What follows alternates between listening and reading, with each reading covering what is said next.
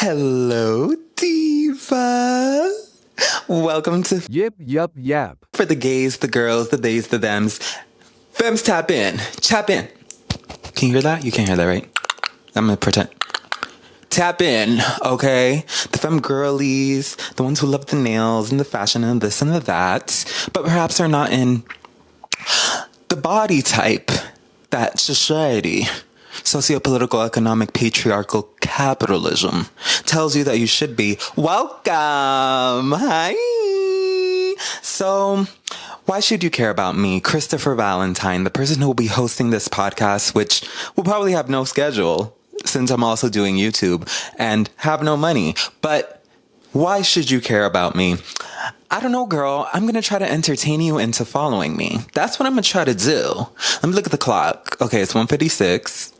I'm going to try to stop this in 30 minutes, but I don't really know where this is going to go. It's just going to be ramblings of things in the week that I want to talk about because why not? And you can be my friend who listens. Does that mean that I have no friends? No, I do. It's just they actually have jobs and lives. Anyways, so welcome one, welcome all. Straight men, stay in line if you're here. Okay? Don't get crazy. I also wonder how good or bad this mic actually really is. I'm using a Rode microphone for anyone who's listening, and they are fabulous, fantastic, amazing. But I don't see anyone using Rode wireless microphones for podcasting, which is why I'm curious about this. Let me know if you hear this, if it's shitty or not. I really hope it isn't. So what did I want to talk about this week, y'all?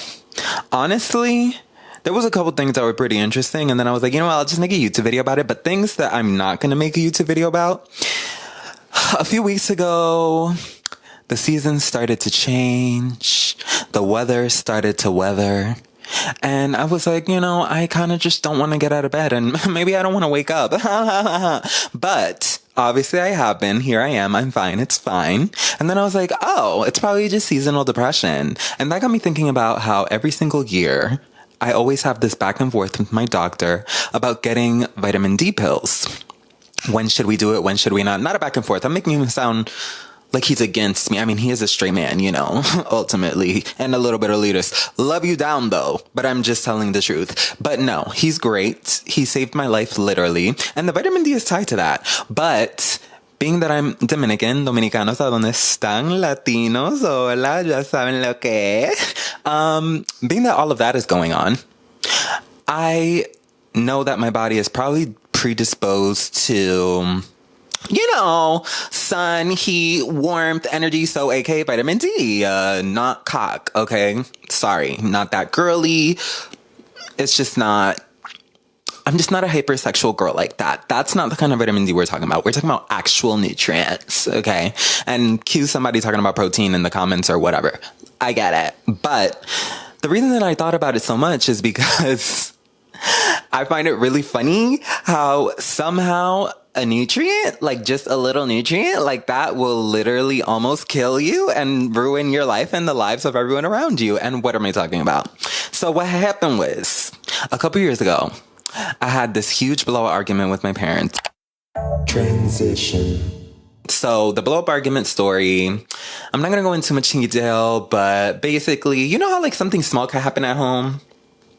And then it just turns into something medium, and the medium turns into something big. And it always starts with something real stupid. So I don't know what the hell the little argument started about, but it ended up in me pushing my already ailing father onto a table and breaking a window into pieces and walking barefoot for like 3 miles. Just another day in the life of a fag, you know? But all that to say, I had to go. And so I did. I literally moved the next day in with my aunt and my cousins. And then from there, I moved into my own room. And when I was living in that room, I started to get like, I'm trying to find a politically correct way of saying this, more and more manic.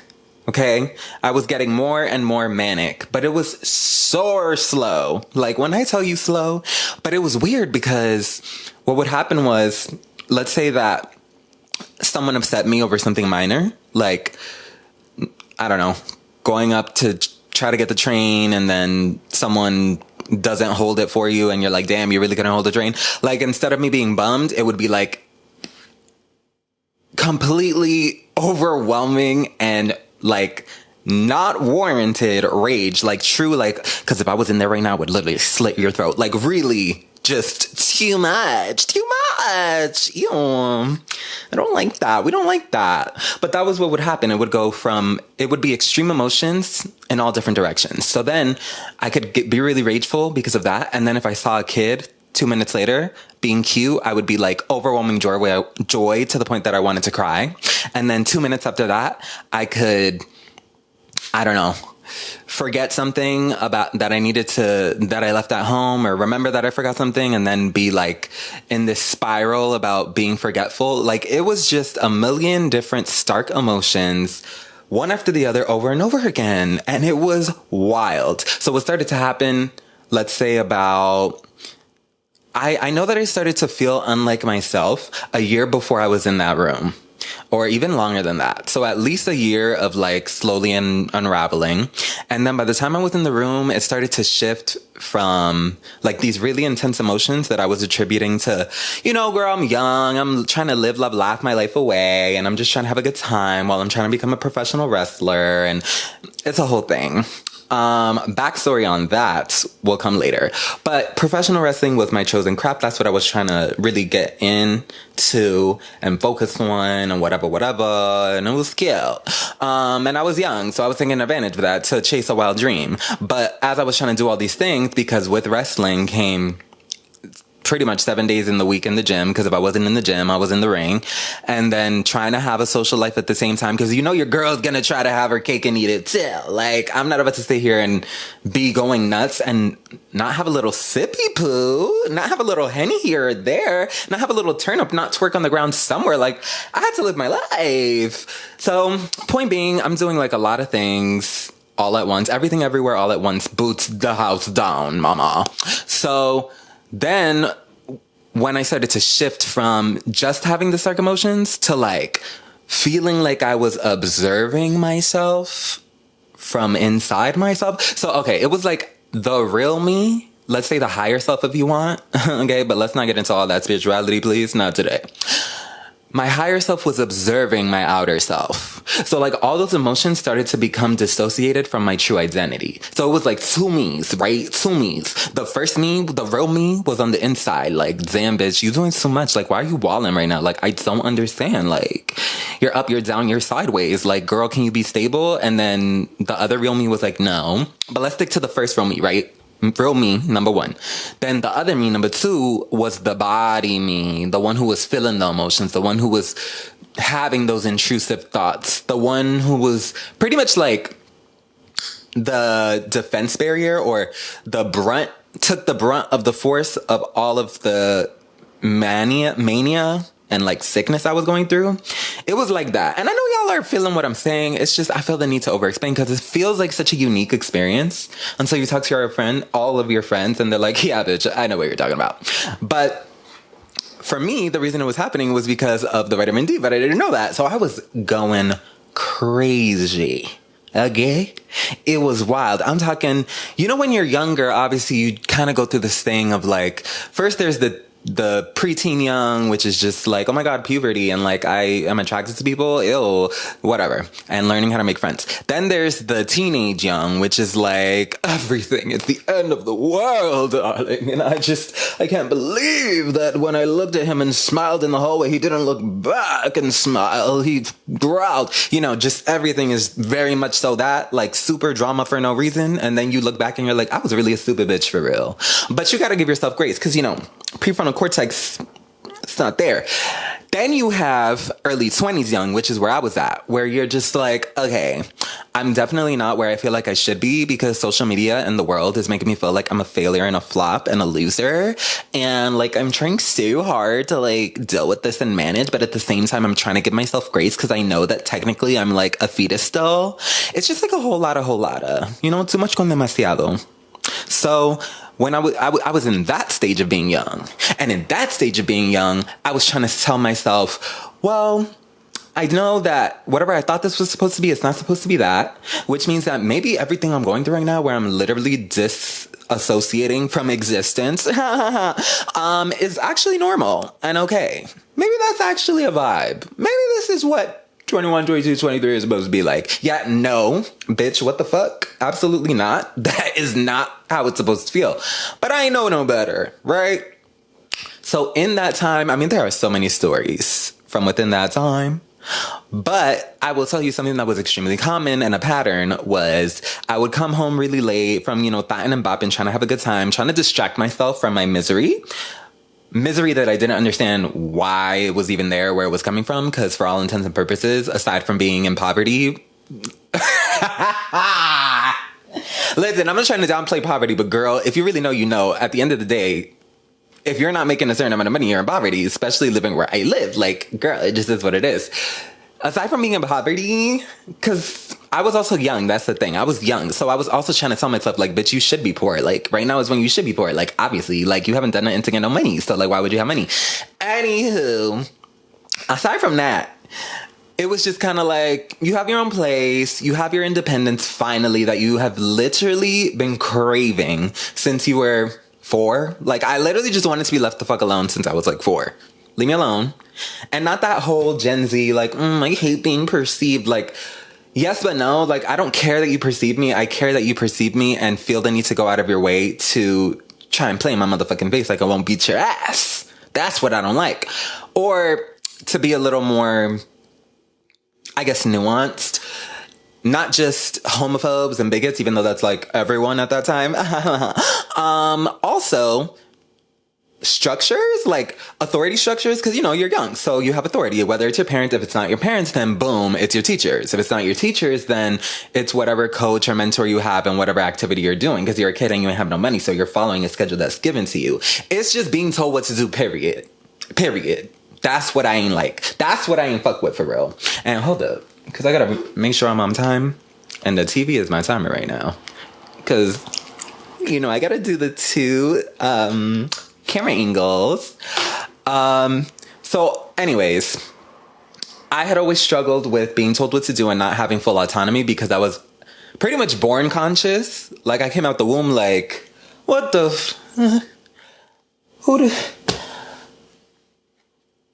are y'all okay?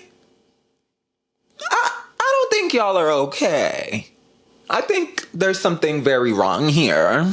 Yeah, I came out straight out the pussy like that. Straight out the poussoir like that. Just gonna keep it real.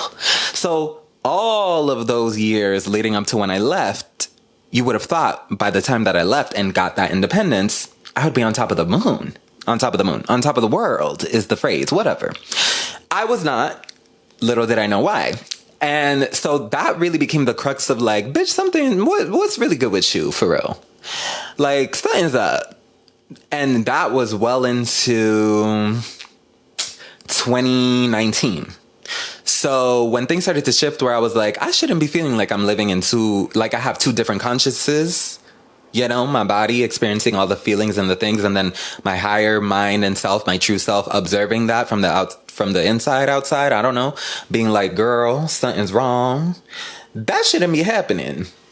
But I still had to work 40 plus hours a week, 5 days a week, get this money, living paycheck to paycheck, also trying to thought and bop while I'm trying to achieve the craziest dream that you could imagine. Like, it was just too much. And what ended up happening was I remember getting into the best shape of my life, technically, because I feel like I'm there now, honey. Yeah, technically. What ended up really happening was I got to 155. I was cut. I had abs. I was strong as fuck. Yo. Imagine being that small and you're lifting damn near 300 pounds in the gym. Like, I was strong as hell. Goddamn. But anyways, when I got to that point and basically reached like a pinnacle that I was trying to reach in wrestling, which was feeling so solid in my craft and skilled that no matter where you threw me, put me, whatever, I know I was going to eat the girls up. Like, basically having no fear, maybe a little bit of nerves, but no fear to tackle whatever you throw my way. And for me, that required a certain level of, honestly, perfection.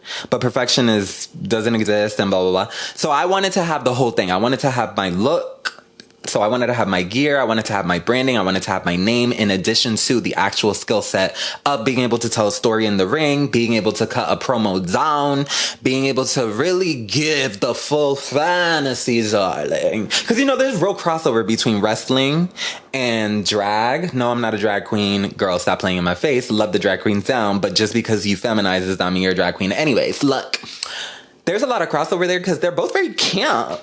They're camp. They really are. And part of what makes it camp is all of the different facets that you're putting into creating this fantasy. So for me, I had to be able to achieve a certain level of fantasy or deliver a certain level of fantasy to be satisfied in this journey of wrestling that I was in. I had reached that point. Yes, I did, because we believe in actually getting to the end of things over here on this side. Hate the girls who are like, life is a never-ending journey. But listen, obviously life is an ending journey because, bitch, we all die. Do y'all know that? That we all die? Anyways, the point is, things start and things end. And when I have a goal, even if it's self-development, I need to reach a certain point. It could be stability, it could be whatever. But with wrestling, I wanted to reach the point of being able to slay these bitches. And I did. All the way down to my body, which was the hardest thing for me to achieve. Transition. I reached that certain point of being able to reach that fantasy or deliver that fantasy in wrestling. But I was not able to fully appreciate it or think properly about how to strategize to try to get bookings and try to get momentum on my career, because I was so busy having emotional breakdowns every other day, girl. Every other motherfucking day. I remember I was working at this shitty ass fucking physical therapy office. Fresh Pond Physical Fuck Faces. Suck my dick. You're all evil and terrible human beings. Anyways, when I was working there, I had one day that I don't know what the hell took over me, but I had to call one of my best friends and I was like, girl, you need to get over your girl. Obviously, it was more serious than that, but I was crying and I told her can you come pick me up or something? And she was like, I'm going to be there, right now. And I started sobbing. First, I sobbed in the basement of the location I was working at. And very corporate girly tea. You already know what time it is. And then I started sobbing in her car when she picked me up for 15 to 20 minutes while she just sat there because what are you going to do at that age? We're in the same age range. She don't know what to do. I don't know what to do. I mean, bitch, it's a lot. But it really did help me to just let it out. And then that was one of the first times that I remember being like, I'm not okay. Something's wrong. We got to figure this out. So then, boom, that would happen every other day. And what would specifically happen is I would come home from wherever I was starting and bopping, and I would stop at this park that was by my house. And it would always be empty at this time because it was also kind of like a park for an elementary school, middle school, kind of. I think it's really the cities, but they just use it together, they share or whatever. Look, the point is it would be empty, and I would get on the swings, or I would do whatever for a little bit, walk around, take the air, and just breathe. Be imperceptible to humanity, have my little Degrassi moment. And I would go into the jungle gym and start sobbing down boots.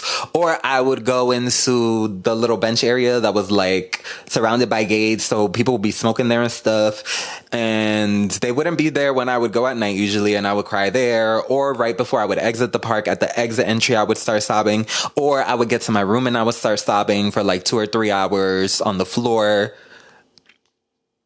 It was a lot, girl. But with that happening so frequently and more frequently, I was like, okay, something's really wrong and I need help.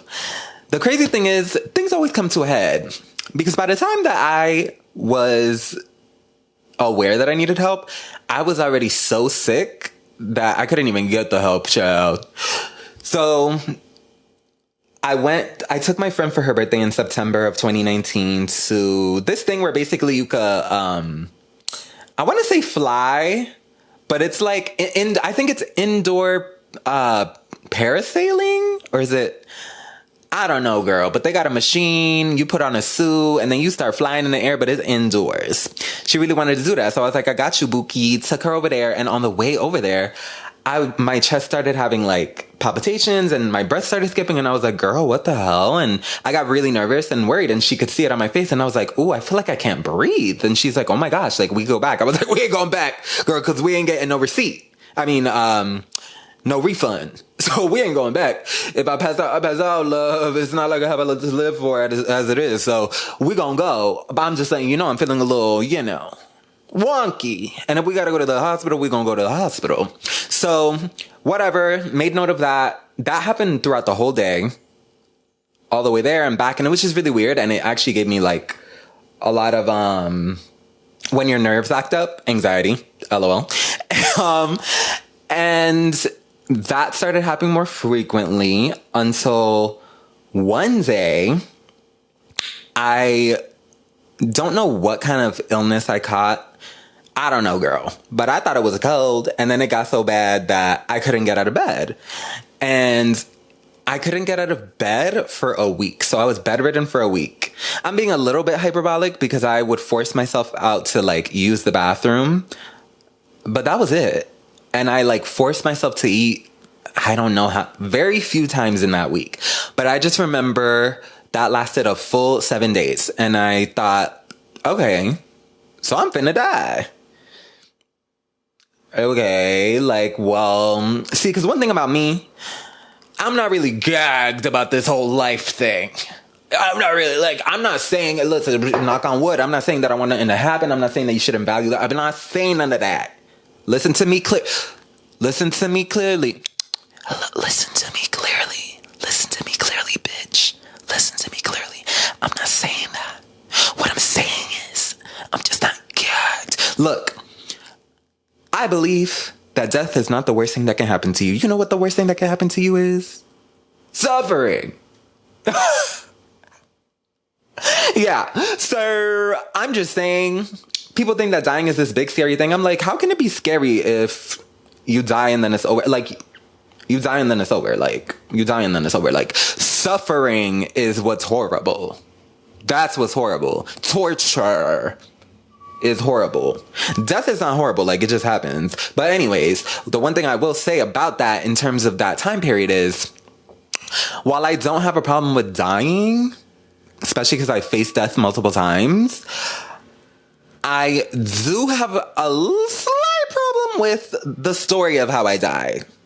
Like, I want it to be a little spicy, a little sassy, like a vibe, like an energy, like a good story, like interesting, like dying bedridden after 7 days. That's just sad. Ew, that's sad. I don't like that. Ew, no, we don't like that. But like, let's say like, I don't know, like, I was walking and then, I don't know, a wolf jumped out the woods. And then I was running and then the wolf couldn't get me. And then I ran into the middle of the freeway because, bitch, the wolf gonna get me.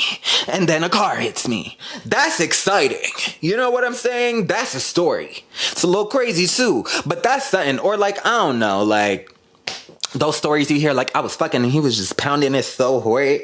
He was just going so in and I thought I was having an orgasm, but really, I was having a heart attack. Bitch, and then I died. You know, like, I know some of y'all are feeling my crazy ass on that. Like, I just need it to be interesting. Like, if I'm gonna die young, if I'm gonna die before, like, 77, because I know I'm gonna be accused 77. Don't play with me, girl. Don't play with me. Okay, don't play with it, don't play with it, don't play with it. If I die before 77, it needs to be something interesting. And so that was something that was pissing me off. Like, I'm gonna really just sit here and die in this bed? So on the 7th day, back when I believed in God, because right now I'm not really sure how I feel about that, but we don't need to get into that either, mama. Back when that happened, or was happening, I remember on the 7th day, I told the God that I believed in, listen, girl, if you gonna take me, just take me. Just take me. Don't have me here struggling. Just take me. We on day 7. Let's not go to day 14. Just kill my ass. You know what I mean? And then the next day I woke up and literally every single symptom I had was gone. And I know because that was fall of 2019, which is when COVID had been announced. And I think it was China, but an Asian country. But it was being said, like, we don't know if it traveled that. It traveled, baby. It traveled. Not only because I know multiple people who have also agreed with me, like, oh, I had COVID before we knew that COVID was a thing, but because it happened to me, bitch. And it was all the symptoms of COVID. Literally. That's literally what happened to me. So, whatever. Boom, pow. Boom, bat. Boom, boom, bat, bat. Stream Dochi. Anyways. Boom, boom, bat. Scooby-Doo, pop, bat. Ratata. That happened. And I got better, and then I sought help immediately thereafter, and that's when I met my doctor. And I remember meeting him and just going over everything, and it was a lot of stuff going on, because once you have a deficiency in whatever, as I'm sure many of you know, and that slow unraveling begins, all of your bodily functions start to crumble little by little, and illness by illness, immune system issue by immune system issue. So it becomes this cacophony, vernacular, cacophony of being unwell, of illnesses, of issues, of diagnoses, etc. So I'm trying to figure out what the fuck is going on. And he's like giving me pretty much ideas of what it could be, saying, okay, we need to narrow it down, but this is what I'm thinking. And he brought up vitamin D deficiency. And I was like, you're funny. He's like, what are you talking about? I'm not kidding. What are you talking about? I was like, vitamin D deficiency? Like, vitamin D deficiency? Like, Zoxer? Like, no. Like, Zoxer? Like, no. Like, that's cute or whatever, but like, this is real. Like, this is some real shit. Like, this is serious. Like, I wouldn't come here for that. He was like, let me tell you something. He sunned me so hard. He said, you think you so smart, so cute, so but you here struggling. This is what vitamin D deficiency does. And he broke it down to me. Everything that I explained to you about how your body starts to function, how it starts to malfunction, your eventually your inner organs can fall apart, like all that. And he was like, so everything that's happening to you very well may be this little vitamin D deficiency that you're trying to make fun of. Pooh. I said, okay. He was real sassy with me, my doctor. That was very sassy boy energy. I like that. He checked me. He got me together. And I was like, okay, well, whatever. I'll take the pill. Like, I don't really care. I'm also like very much so a pill girly. Like, I'm not against medicine or pills and none of that. Like, shoot me up. Shoot me up. Pop the pill. Why not? I don't really. That's very not Dominicano, Caribeño, like immigrant. Like, you know, our immigrant families, they really don't be fucking with that, especially Dominicans. But I was like, I've always just been like, who cares? Like, if it's gonna make me feel better, like, I really don't give a fuck. Like, and side effects, like the stuff that I take the side effects aren't that serious. So I was like, give me the vitamin D, because the only side effect is me not being fucked up. About 3 months went by, and I remember at the 3-month mark is when I said, oh my God, I feel like myself again. Girl, that's real interesting.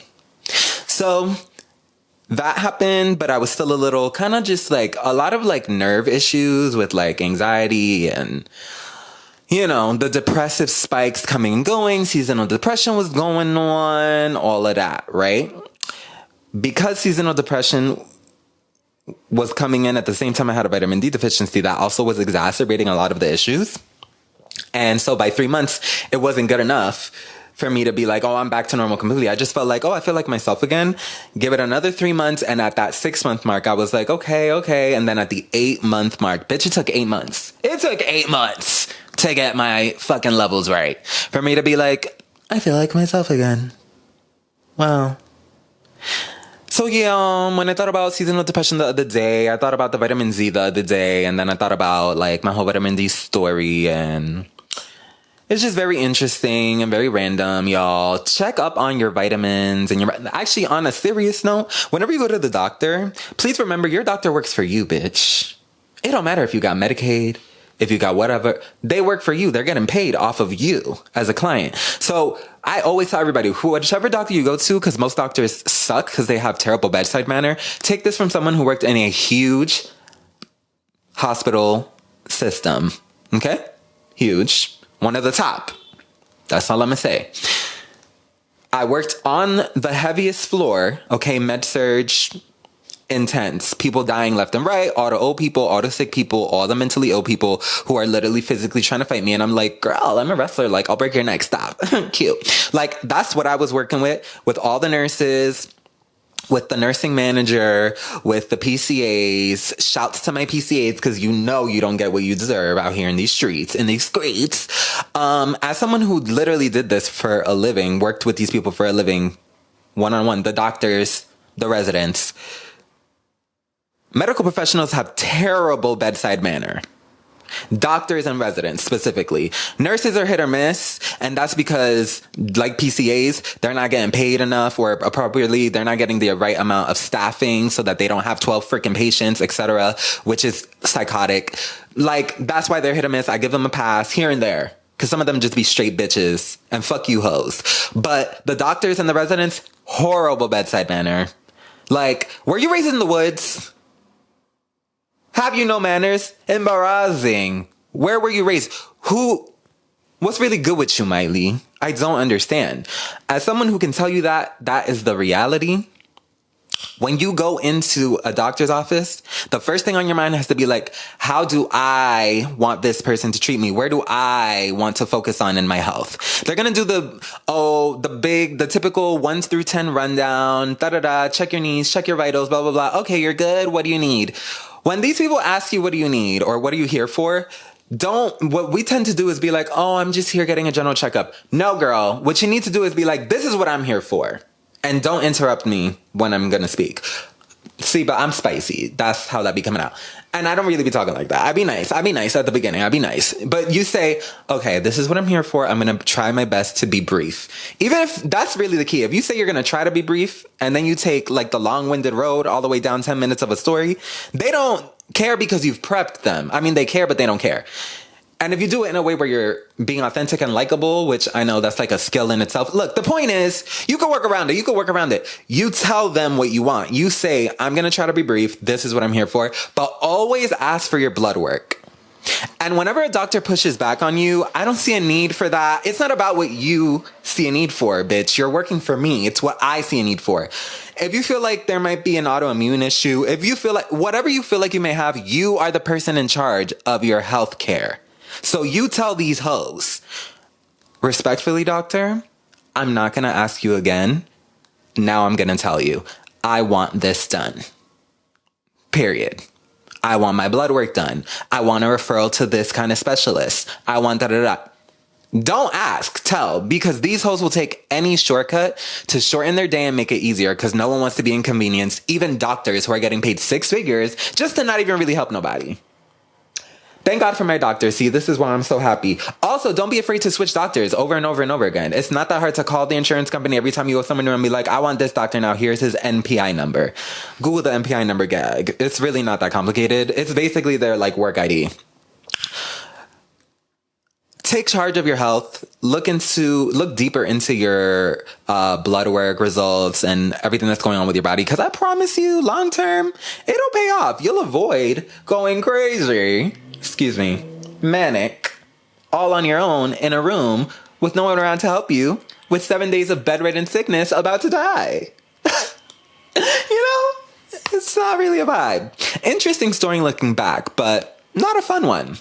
So yeah, get into that gag, you guys. Thank you so much for listening. My name is Christopher Valentine. I talk about the things that interest me. Today it seemed to be seasonal depression and vitamin D issues. All right. Thanks, guys. I'll see you later. Bye. Goodbye.